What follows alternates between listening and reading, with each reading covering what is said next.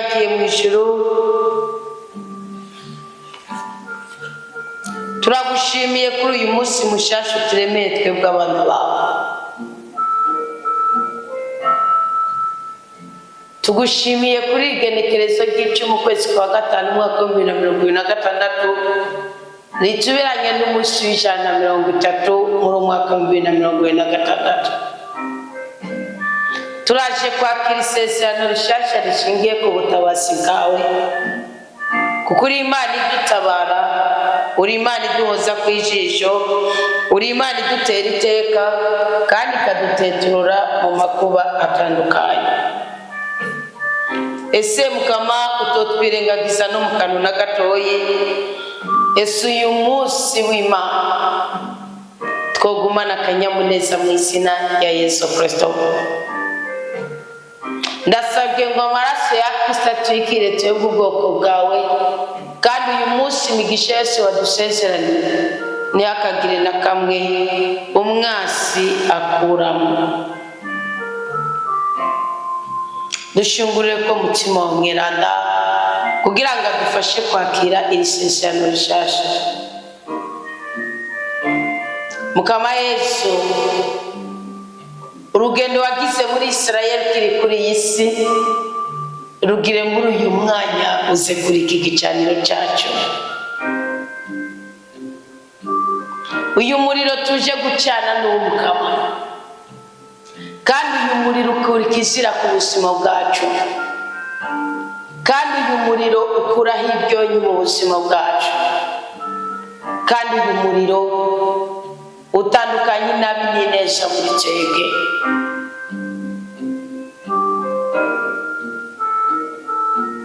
Ese Mukama wo kugura inzuzi z'amazi abeshaho zigatemba ziva mu nda zacu,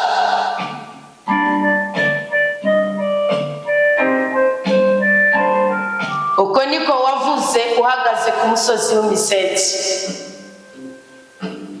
kandi ngo icyo wari kuravuga ngo kwari ukubabwira ko uzosaba data akaturungikira cyangwa akabarungikira umutabazi ari we mutima mweranda. Yesu Kristo mukozi mwiza, ubishatse wotunagura, ubishatse wotunagura, ubishatse wotunagura, ubishatse wotwuzuza ubwenge, ubishatse wotwuzuza ubwitonzi, ubishatse wodutandukanya n'imibabaro, ubishatse woduha ubuzima, ubishatse wodutandukanya n'ibisuzuguriro bitandukanye. Ese amaraso yawe mweranda yotubohora tugasa n'abo Imana ishaka. Ese amaraso yawe mweranda yodutunganya tukagira imitima Imana yishimiye, nka wa mutima umwe nyene wewe wari ufise. Yesu, ganza mu buzima bwacu. Yesu, ganza kandi ugabe, uganze kandi uganze, kandi Mukama Yesu Kristo umukozi mwiza, uganza ubuzima bwacu. Turinde ibitubabaza, imira ibyonyi byose bigomba kona ibyishimo byacu.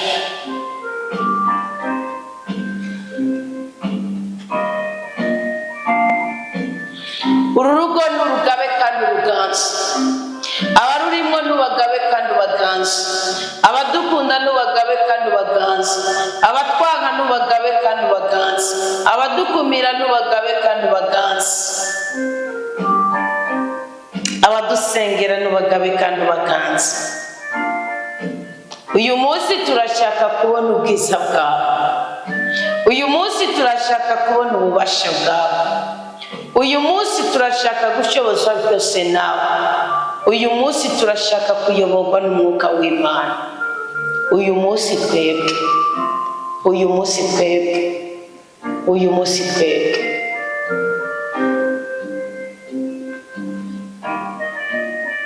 uyu munsi turashaka ko icyitwa umwansi w'ibyiza n'ibyishimo byacu yototezwa n'amaraso ya Miranda, abishatse akihana agakubita ibipfukamiro munsi y'umusaraba, akemera ko uri umwami kandi uri umukiza, akabona kubohoka.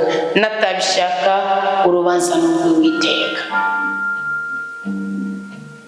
Turi imbere yawe, turemera ko turi basamura ko nawe turi abanyantege. Turi imbere yawe, turemera ko turi abana ba nyir'ijuru n'isi. Turi imbere yawe, turagomba gukubita umwansi, turagomba kurandurana n'imizi uburozi, turagomba kwitandukanya n'ububandi, turagomba kwitandukanya n'uwesikoro, turagomba kwitandukanya n'umujinya, turagomba kwitandukanya n'inzigo, turagomba kubabarira. Turashaka kugira umutima nk'uwo Kristo Yesu yari afise ari kuri iyi si.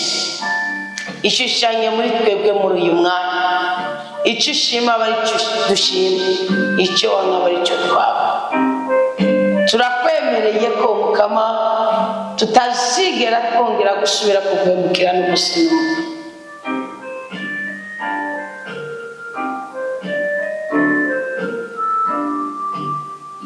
Turemeye kugukorera n'imitima yacu yose, n'ubwenge bwacu bwose, n'amagara yacu yose.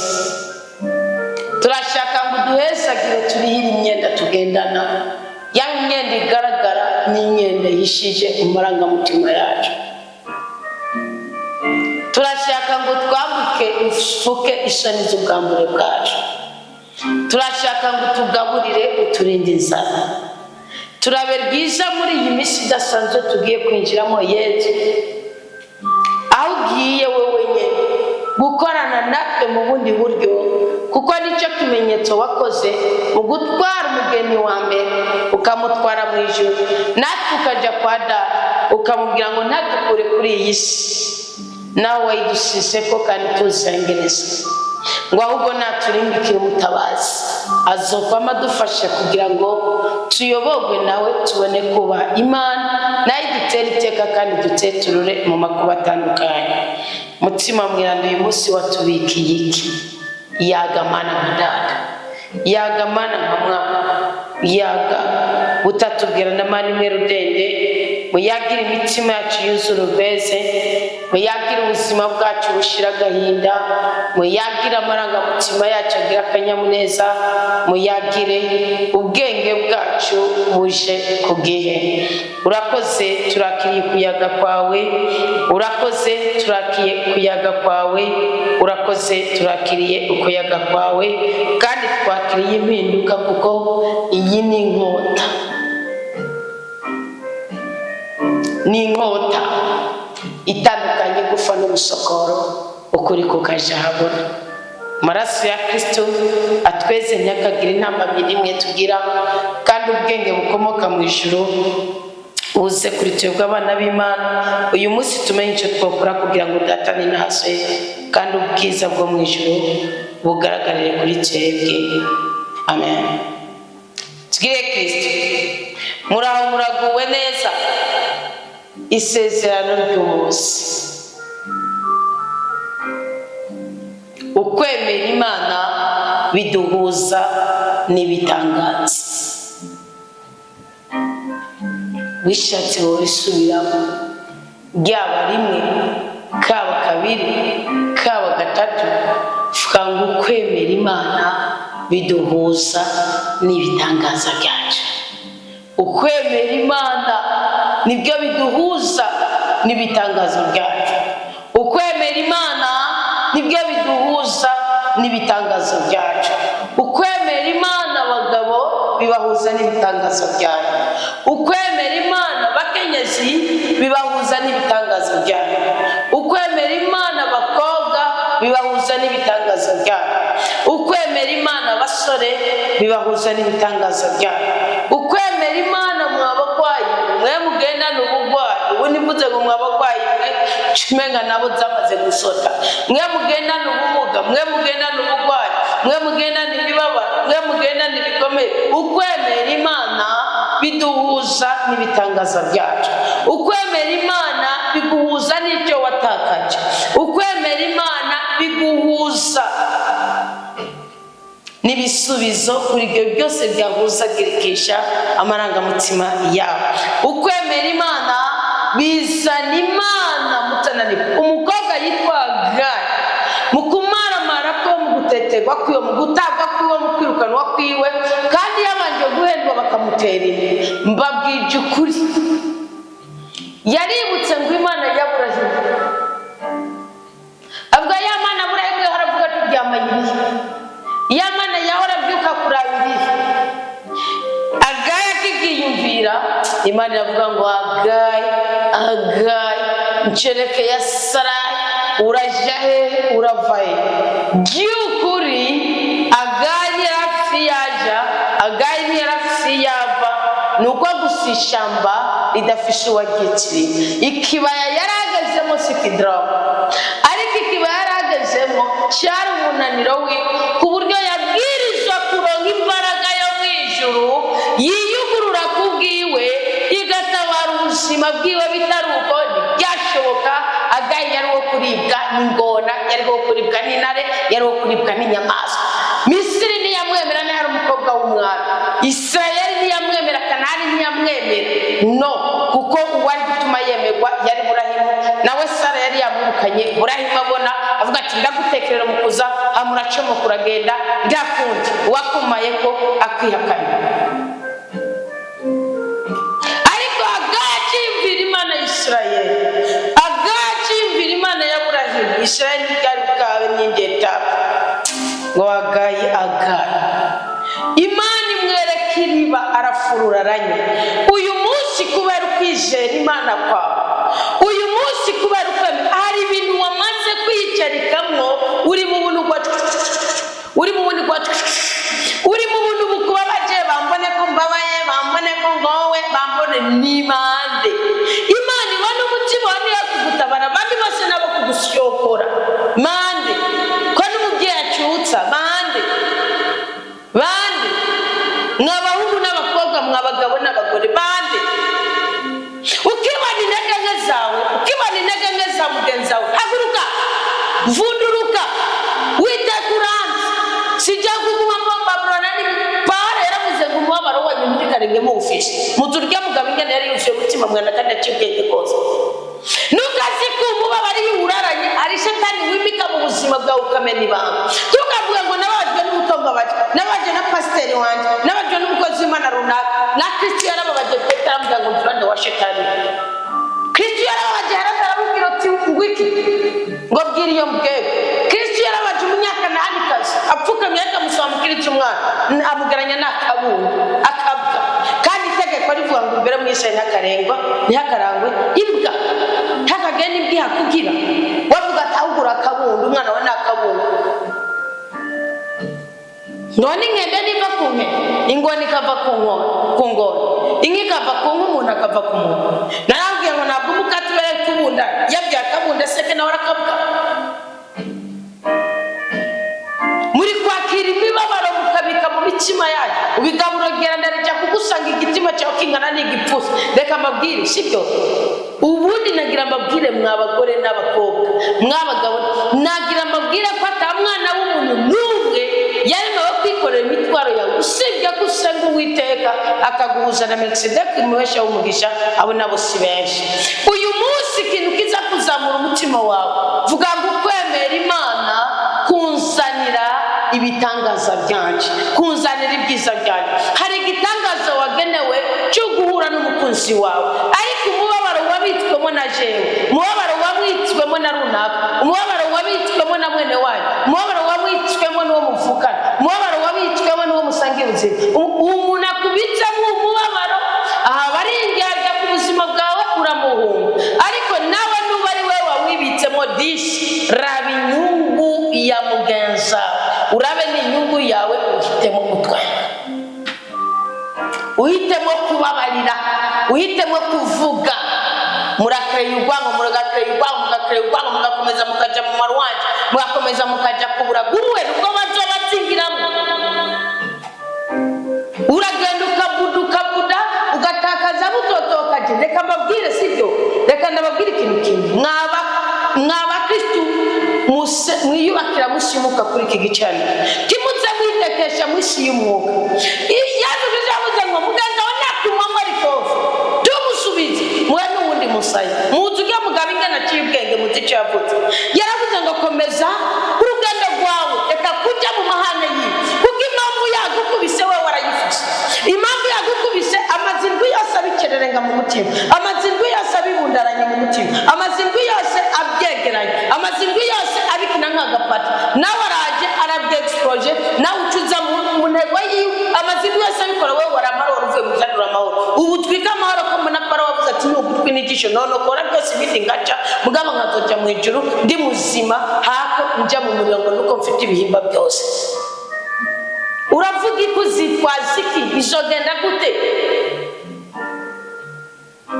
wananiwe kubana n'utagukubisha unanira kubana n'utagucira amate mu maso unanirwa kubana n'utaguca imisimbu gite bizogenda gute uzisigura gute ko basutse ko amazi ashushe mugakameza karondera mu bana udisi kwemera Imana urahimu mu kwemera Imana yongore yasetara ngumva papa yongore yasetera ngumva papa birapfutse inge Ibrahim biravutse Ibrahim David biravutse Ibrahim Asher biravutse Ibrahim Bayad biravutse uyi biravutse papa biravutse irapfutse papa imwabwira no akacimya bitano ngwi iravutse yarivuze ngwiki yo yaravuze ngo Ibrahim va siga ja va uve unara yaso ushigi inzu yaso amatungo yaso bigigomana byaso kandi bigigomana byasa nibyo byari bitunze inde Mesopotamia nibaza kuraguziwe ahubwo barakura baza gutora ibicurarangishiwe yacura Imana agacura bayati ngiba yarameze ngira nka papa kuko havuye umwami nitera yasumye ngane papa ego president mu gihugu aravuga ngaba baravuga ko mwishimuka ni wabari umwami gusa je siko mbyizereye mwamusho kandi mumbora icyo nizere mwamwankanye n'Imana yane afise icyubahiro mu gace wa Dawudi kandi kizima kandi kiryoshye kandi kirenze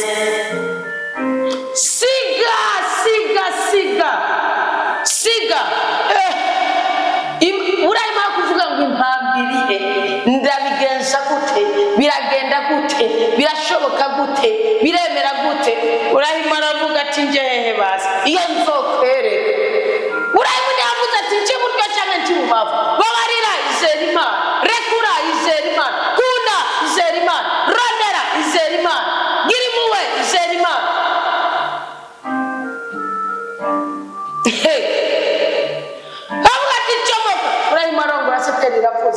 setera ati yivuze reka ndayikurikire ndayiranda gukurikira ndayiranda roti iravuze roti tindagukurikira ndabiranda Imana buca kabiri tsinda setera iharani bari bakiri muri Mesopotamia urayimuni yavuga ati ko data apfuye najewe nijengurikira aravuga ati iracyavuga ndagiye iracyavuga Imana kandi ivuze ibigonze urayimu buraca kabiri habungere pa inkota pa ingumu pa inkoni pa bitungo pa aho ninde nabiwe n'abandi n'abaroje urayimu namenye ko ari ijambo ry'Imana yajanye n'abatabirizo kujana hari n'abantu mwiteze kwinyisha ibibazo byanyu atariho ziri yageze ko mwitandukanya nabo muragenda mukabwinira mukagenda reka mbabwira akantu sibyo Imana ifise ukwikora yaje kwishavuze nguko nasana nyina kunsumbya ngo nakwiriye kuba wanje yavuze ngo suwanje yavuze ngo nakwiriye kuba wanje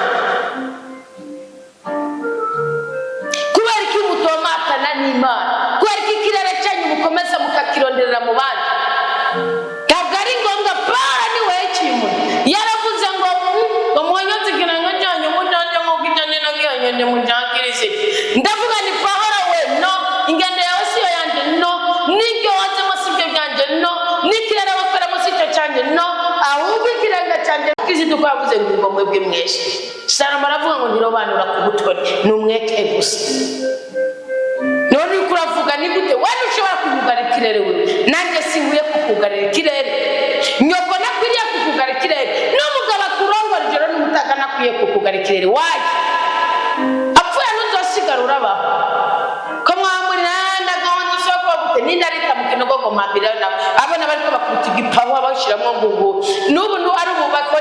sima bagaterera ko badashize ku ibivu nta numwe ndabo nimureke ibyo baba muri amahoro gururira imitima yanyu kuba amahoro mugabo nadiyagadiye uvuga uti nagucitse sinahwereye ucuze ubwira Imana tuwiteka ongeramo amahoro kandi amatama yanjye kandi umugongo wanjye birabango kamwarasi cyangwa urya n'icyo mwambara murakagwa n'isoni zo kusenga kubera muragaragaza imibabaro yanyu ntabwo wamwisonzejeje ngo fuka siga muragaragaza imibabaro yanyu kubera iki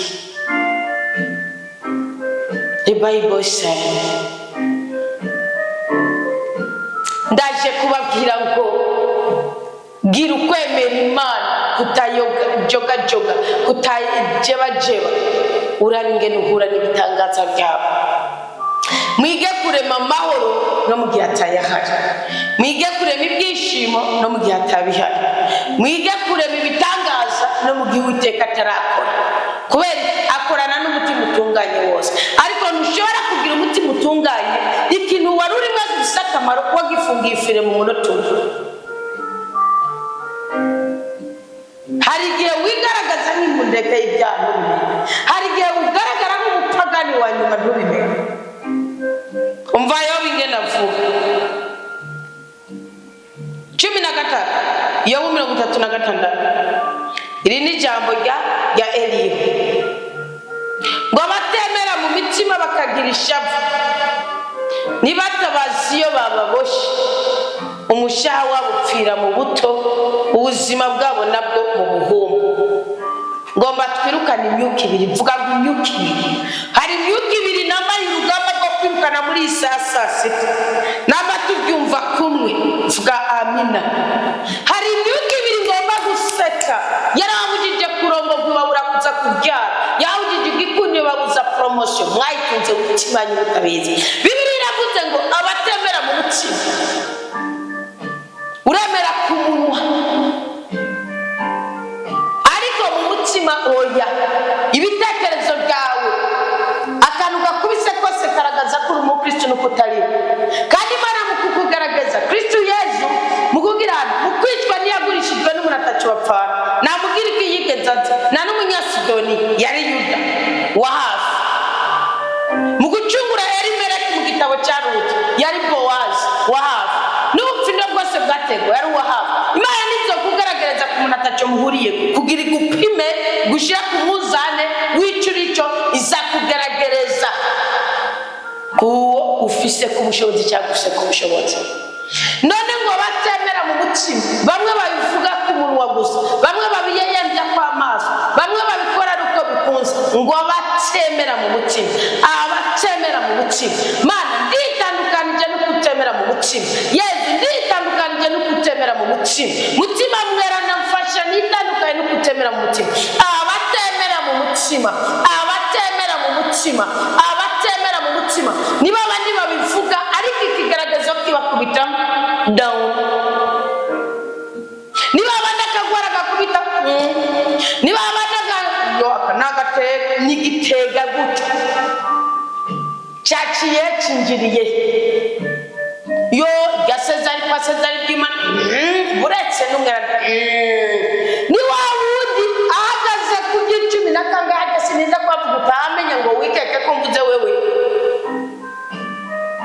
akaba ta Bibiliya afise cyane ntavu wavuga uti iyo ndayiragurisha gute abatemera mu mutima bamwe badashaka gusa n'agakiza bamwe badashaka gusa na Yesu bamwe badashaka gusa na Kristo bamwe badashaka gutungana nk'Imana babandi badashaka kugendana n'Imana bamwe Bibiliya ivuga muri Ezekiyeli ngo mwaranguje isoni mu banyamahanga abatemera mu mutima kandi iyo maze kutemera mu mutima haragakorwa mugendana kugitwabwira kitwa kugira ishavu ni umugome agenderera mu buzima bwawe ishavu ryabugije musa kwinjira muri Kanani warizokomera kwinjira mu rugo ishavu ryabugije musa kwinjira muri Kanani warizokomera kubyara ugaheka ishavu ryabugije musa kwinjira muri Kanani warizokomera kugira promotion ishavu ryabugije musa kwinjira muri Kanani warizokomera kurenga imyaka 70 Pay attention. You have to be careful. Ishapu yari kumupagani ariyahura avuma fata boke n'umwisi wigije kwiyahura nawe bikora ari bidatofata kubwo mugambi Imana muri wewe.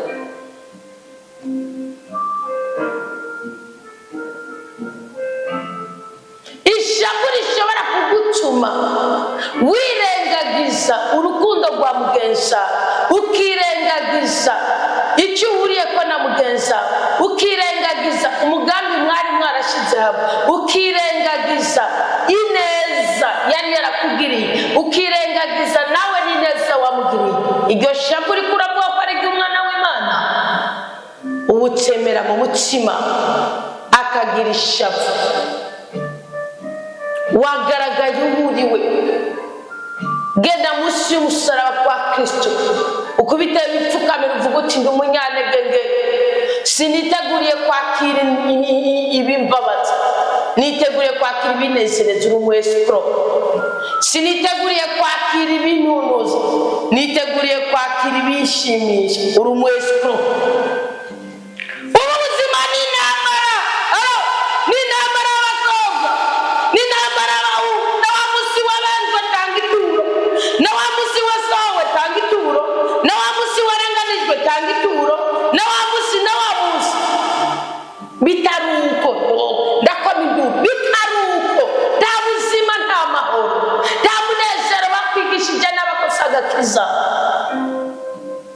Ike ushaka chaka kiza nigiti ekanda uwo mamikira kiri cyambari abatamara mu mutima bakagira ishavu tibatabaziyo bababoshe nibande bababoha.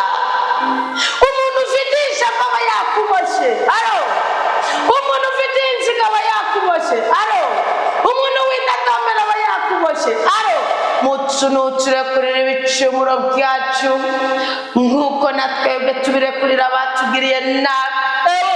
Ubabarirwa ruko ubabari, utagira ikikugaragaza, utagira ikigushyira ku muzane, ntuburabura umukristo. Giceceke naragiye ko n'umukobwa agiye gusaba umugabo Imana, imuhuza n'abasore bashaka kumusambanya kandi bakaza bambaye ibyo akunda, bakaza bavuga ururimi yumva, bakaza bavuga twatunga, kuko ibishaka kumenya icyo wubaha, icyo ukunda, icyo utinya, icyo wizeye, icyo wishimiye. Bishaka kumenya ko niguha amata utazoyima amatwi. Mwaradekonye, mwari ibyo kurya by'abana gusa, ntabwo Imana ikeneye abasivile, ikeneye ingabo. Muri bisaru ugakomeza mube mu bisaru, ariko ari cyo muri ko murahoma. Ntibatabazi iyo bababoshe. Umuntu wese ufite inzigo mu mutima wawe, umuntu wese umuvuga ibyo utovuga yumva, umuntu wese Zaburi ya 51 iravuga ngo urabwicara uricara ngo wakobo kuko mengiri kure yanje. Oya nimwemera Imana. Imana ubwira umubisha nawe ati 16 Zaburi ya 50 bikumariye iki kurata amategeko yanjye ugahoza mu kanwa isezerano ryanjye, kandi wankimanura amajambo ukayashibirira inyuma yawe, baragwanira ibintu ugasutura. Imbere y'impanuro harimo kukubesha, harimo no kutakukubesha. Imbere y'impanuro ni wowe uvuga uti iki cyo, kandi ugakomeza urugendo rwawe, uri kwica ubuzima bwawe. Ndumukiriso ndahiriwe mana, kandi wankimanura amajambo y'Imana ukayashibura. Nta muntu atagukunda ashobora kwiyedukiza kuguhanura. Inde aravuga ati pfa wipfa, biraba n'ibitaba bireke. Mugabo w'Imana yakurungikiye n'umumarayika, uramufata nk'imbyarira ku buzima bwawe, ngo uhura n'igisuma mugaca mucuguka.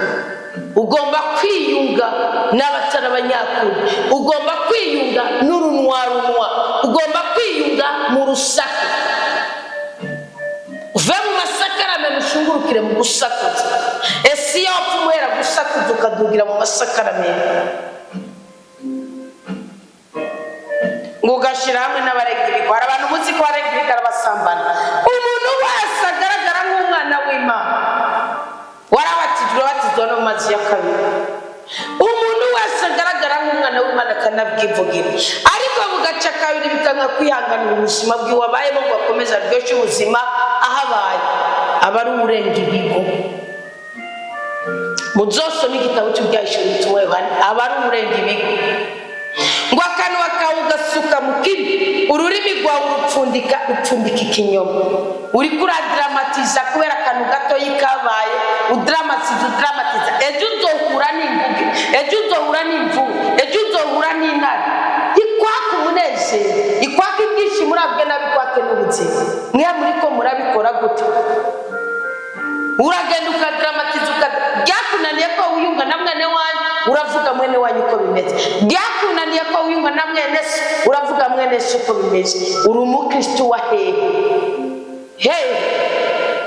Ijambo utari buvuga mwene garyumva, uricecekera, urigumye, kuko kiretse kukwica nabi ntacyo rizoba ribukumarira. Ngo uricara ugacyoza mwene wanyu, ukambika ibara mwene nyoko. Ibyo urabikora nanjye nk'intumire, ukiyumvira ko meze nkawe, ahubwo ngiye kukwagiriza ndabigaragaze mu maso yawe. Bitegere rero mwebwe mwibagira Imana, ahandi ho no hava ndabahonya atakirokora. Uhereza imbagwa n'ugukenguruka ni wowe wenyine n'inahaza, kandi ubuzigama inzira nawe uzomwereka urukiza rw'Imana. Uhereza imbagwa akazihereza n'ugukenguruka. Shima Imana kuriho ibyo ubayemo rwose. Ntihakagire umwana w'umuntu aza kwivanga mu buzima bwawe. Uruhu udahangawe, uruhu udasanzwe. Isezerano ry'umunsi, kwemera Imana biduhuza n'ibitangaza byacu. Isezerano ry'umunsi, kwemera Imana biduhuza n'ibitangaza byacu. Shire muri kubu cyangwa ushire mu mumero ushaka. Ngo nibatabaza abatemera mu mutima bakagira ishavu, nibatabaze iyo bababoshe. Nababwiye ko umuntu wese ufite inzigo, umuntu wese usharika, umuntu wese wumva guteye umubabaro, ukakubaramwo amasaha 72 wumve ko yamaze kukuboha. Uwo yarakuboshe, yaragutsinze, nayo bari ndaya, nayo bari imborego. Nababwiye mwabagore, nubona umuhabara nazo wari umukozi wawe cyangwa umuvukana cyangwa umoye mu nzu, ko nagutwaye umugabo, nagutwara umugabo gutwara n'umunezero. Kandi umugabo ubwiwe yarakubwiye ati nawo nzoguha, cyo gutwara n'uw'Imana. Eka namwe muri ibigoryi, unwara umunezero manje. Ngo nuko ngaburira, nuko nyambika, nuko ntunze, nuko ngupange, nuko umange, nuko izere. Umunezero ni ubutunzi extraordinaire que c'est la grâce divine. Ubuzima bw'abo bantu buherera mu buhumbu. Ubuhumbu ni kubura, ubuhumbu ni guhuruduka. Bibiliya ivuga ubuhumbu ivuga mu gitabo cy'Abaheburayo, baruwa Pawulo yandika Abaheburayo mu kigabane cyake Abaheburayo igabane cya 12, avuga kuri Esawu cyangwa Esawu ivaye na Bibiliya isoma ngo kubara uduharaki yatakaje umurage wo kubifura. Mureke kunanirwa mu mitima yanyu, mwuzure n'ububasha bw'Uwiteka. Impano y'Imana irahari kandi ni nziza kubayubaha. Impano y'Imana, ingabirano y'Imana irahari kandi ni nziza kubayubaha. Ibuka ibyo wavuze, wibuka ibyo watuye, uhitemo ikiricitse, ureke kukurondera ko. Francisco umweranda yaravuze ngo Mana makukunda ntume kwitwareka gukundwa, ume kunezereza abandi ntume kurondera abanezereza, makubabarira cyane ntume kwitwareka kubabarira cyane, magusaba imbabazi ntume kurondera abasaba imbabazi. Umushaha w'abo bantu rero ngo badatabaza iyo baboshe, imishaha yabipfira mu buto, barabyita gukenyuka. Ubuzima bwabo nabwo mu buhumbu biritwa guhuruduka. Reka kwirekura, iyegereza Imana. Bibiliya ivuga ngo umwari Imana iramukiza iciye ku bworo bwiwe, ikamugura amatwi ikoresheje amakuba. Nkako yaragukuye mu kaga, igushira hagutse atakagobe, nayo imeza yawe yari yuzuye ko ibinuze. Ngo Imana itabarane umworo, imutabarira mu kaga kiwe. Vuga ngo akaga, vuga ngo akaga.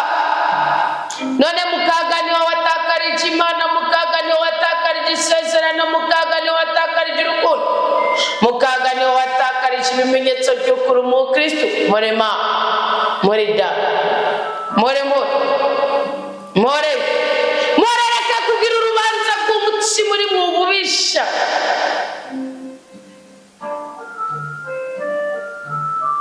Igore wirinde ijambo kugira ngo ntirigukwegere mu gashinyaguro.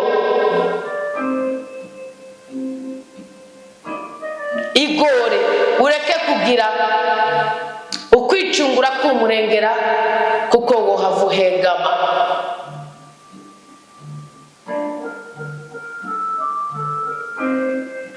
Bibiliya avuga ngo mbega ubwo Imana izohava yumva ijwi ryawe yiteho umubabaro wawe mu gihe akamu kawe uzowagatuze uri mu nzigo ya mwene wawe. Mbega ho mu gihe atamubabara uri mu ingufu zose wikivuguto uzoba ufise ubwo Imana izokumva bukwi na bukwi. Je nagira ndababwiza ukuri ni mu bantu ushimira ubwiye mbona Imana izati okay Anita urashimira ndi ubwa mbere no shimira umuntu wa mbere yamemukiye ujya mukuru munini yamemukiye niwe no shimira kuko yanyinjije mu mwamukaro wacu. We nabwiye ko ari gihe n'ababyeyi tudekesha abana bacu tukababuzimya amagaro yabo. Hari gihe udekesha umuntu ukamubuza kuramba kwiga kuko Imana ipfuira icyubahiro cyane.